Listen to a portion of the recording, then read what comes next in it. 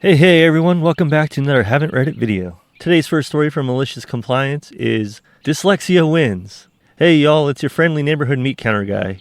I had an order waiting for a customer who we'll call John. He ordered a whole ham. It was waiting all by its lonesome in our meat back room, untagged for some reason. I get it for him and weigh it out, and the price comes to $46.31. He begins to take the ham and then asks me to cut it in half. I said, well, okay, sure. But the second I agreed to this, he says, oh, could you trim it off the bone?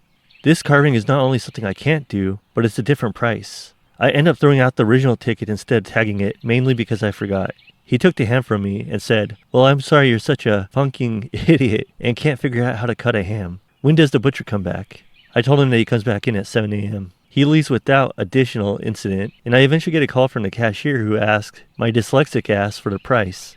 I said $31.46. Then he said, really? Which should have been an indicator. I suddenly hear the customer in the background grumbling, his dentist and menace Mr. Wilson grumble, as the cashier tells me that the customer doesn't think that that's the right price, and I better change the price. Enter malicious compliance. I thought as this was going on that the cashier questioning the price was more like a, oh wow, that's cheap, and I realized the price I said was way too cheap. I told him, hey, tell the customer I'll happily change the price for him, and he can even come with to see the price change. Old Man River, John, Mr. Wilson, what have you, saunters back to the meat department along with his ham in a basket, looking like Little Red Riding Hood, with equally naive expectations of the next few moments of his life. In comes the big bad wolf to weigh the ham. This guy doesn't even finish the sentence without changing metaphors. I even say what I'm looking up as I look up the code. So whole ham, farmers, not spiral sliced, $2.49 a pound. Here you go. Tag is for $46.31, which is visible to his side as well as mine. Oh, I see what happened. My bad, sir. My dyslexia kicked in over the phone. It was $46.31, not $31.46. Here you go. The audible exhale of breath was enough to energize me for the rest of the shift. Just like Scream Juice, or whatever it is, Field Monster Inc. Second story of the day. Well, let me give you a warning. Stinks to be you. This happened about a week and a half ago. I was taking a walk in a small park that has a wooded area and a few walking trails. I decided I wanted to take the shortest path as it was getting late. About halfway through the path, I saw a skunk in the middle of the path, and I'm sure based on the title, most people already know where this is going. I turned around and decided it was not worth it to proceed further, and approximately halfway was enough. I exited the path the same way I entered, and as I was entering, I saw an old teacher of mine from high school. Let's call her Miss Samantha, not her real name. Miss Samantha was a teacher that went out of her way to nitpick everything I did in her class in high school. No, it has been almost 12 years since I last saw her, and 13 since I was in her class. Anyway, with backstory aside, I went out to greet her and said, hello, Miss Samantha. How have you been? Hi, I'm trying to take my daily walk down the shortest path. Don't bother me. I wouldn't. You said hello. This conversation is over until I get back from my walk. Or you can walk with me and we can catch up. I just want to warn, this conversation is over now. Wait until I finish my walk and we can catch up. Understand? Jumping Crow Joker 24. At this point, I think for a moment. I am not the type of person who would normally just let someone walk into a potential skunking, but she was just rude to me twice, and did nitpick everything I did in high school. So I chose to say nothing, and just took a seat at the bench nearby. See, was that so hard? We don't need to be a know-it-all. That was your issue back as a student. And Miss Samantha went down the path.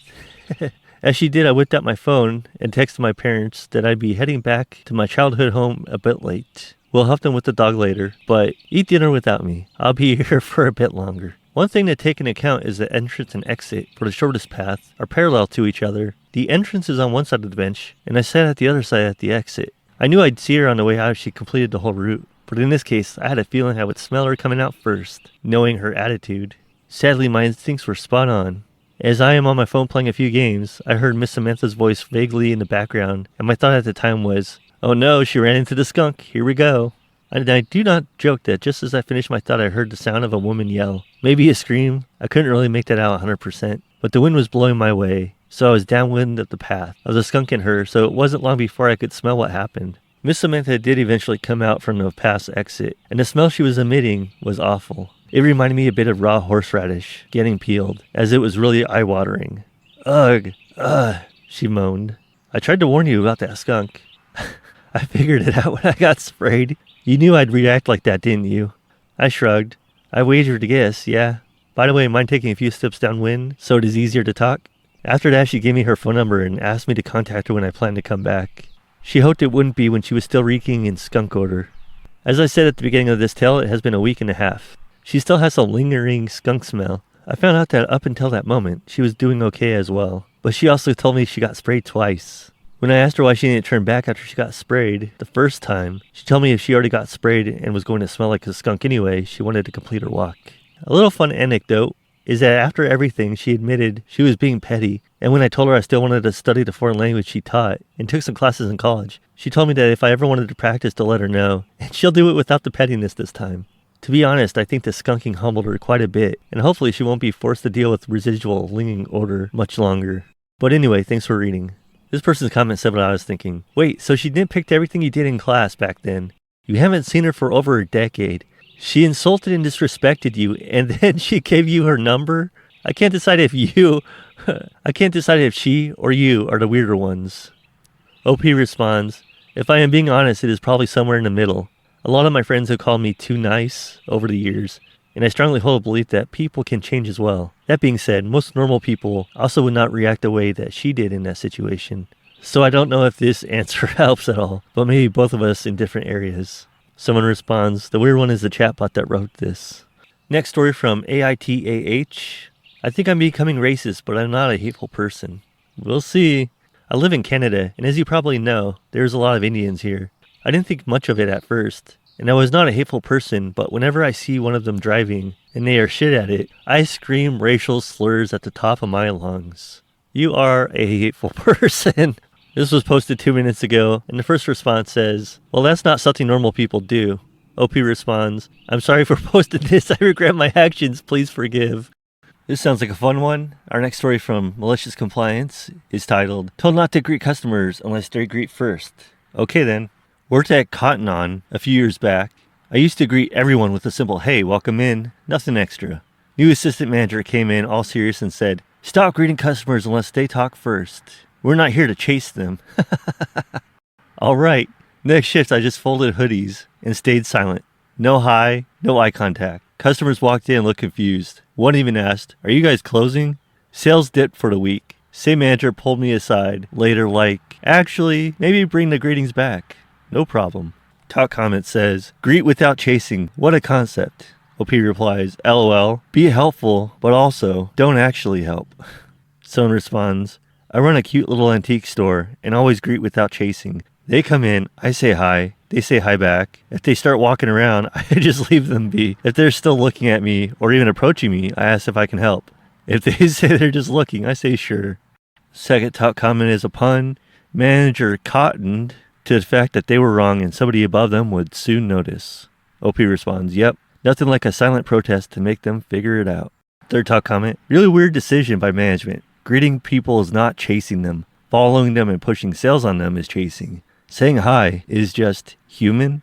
It's so human that basically every business alive has figured out saying hi to people works.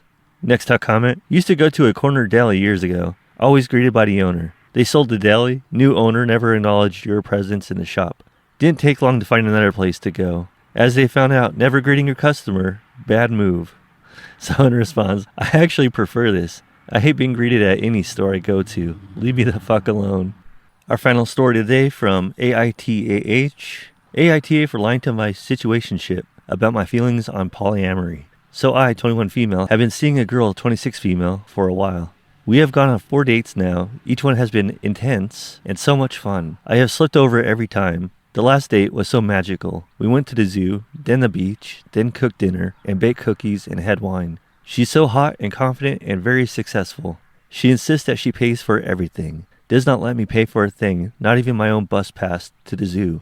She says she likes being the breadwinner, being in control, / making the decisions, etc. I've only ever had one relationship before, and it was with a man. She's only been with women, and she told me she usually dates much older, like 35 plus. She was actually set to be married next month. She was engaged last year. I'm the youngest she's ever dated. I feel special, and I'm falling for her so hard. Despite some baby red flags, like when we were eating at the zoo, and she abruptly decided it's time to go see more animals when I barely made a dent in my food, but felt bad because she paid. Yeah, that's a red flag. She's really dominant, which is hot, but like when we were just watching TV and she would randomly choke me, and squeezed my skin too hard, and I said, that hurts, and she said, I don't care. That's a baby red flag. It felt a little too much in the morning, but again, all things I need to start to speak up more. No, that's when you walk away. You're like, you ever do that again, it's over. Strict, hard lines. I'm eating my fucking food. I'm hungry. Don't choke me. I'm not into that. We have great conversations and talk lots. She told me before how she wants a wife and family. She wants her wife/future partner to be more submissive in general, not just in bed. She said she could give her future partner a very good life because of her job, and that she's only dating for marriage now. Red flag, red flag. After we made cookies when I last saw her, she brought up this 46-year-old woman she's seeing. I just acted natural. It's fine because we are just dating and not exclusive. Another red flag, you don't talk about other people you're dating or exes. But on my way home, after listening to Casual by Chappell Roan, on repeat, I texted her and I asked her if she just wants casual with me.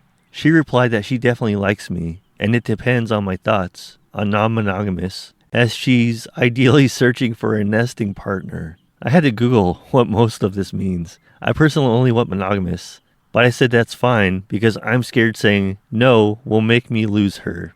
And also because she only spoke about monogamous before. Maybe she just said that to me until I graduate, because she said in the past that maybe I'd be serious once I graduate.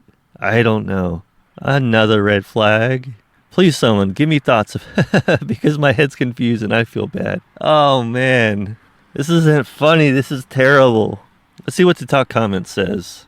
It's totally understandable that you're feeling torn, especially when you're falling for someone and don't want to lose them. But lying about your feelings, especially around something as important as polyamory, can end up causing more harm than good. It's not about her, but about being honest with yourself and her. If you're not okay with polyamory, it's crucial to express that, even if it feels uncomfortable. Do you think this relationship is worth navigating your boundaries, or is it a matter of compromising too much? You deserve someone who aligns with your values, not someone who forces you to change yours. They didn't even mention the choking, or the food situation, or the college nonsense. OP responds, I just really like her, so I don't mind that much. And she says she wants a wife, so surely that means she won't want poly forever? Someone responds to OP, that's a lot of hope and assumption. You should base the reality on now than what could change in the future. It's true that every poly dynamic is different, but I'm just concerned for your heart that's destined to be broken this way of self-delusion. I hope you find more certainty in your bond. Second top comment says, you haven't been seeing her for a while. You've had 4 dates. True. OP responds, well, our first date was in December. Thanks for listening, everybody. I'll see you in the next one. Have a good rest of your day.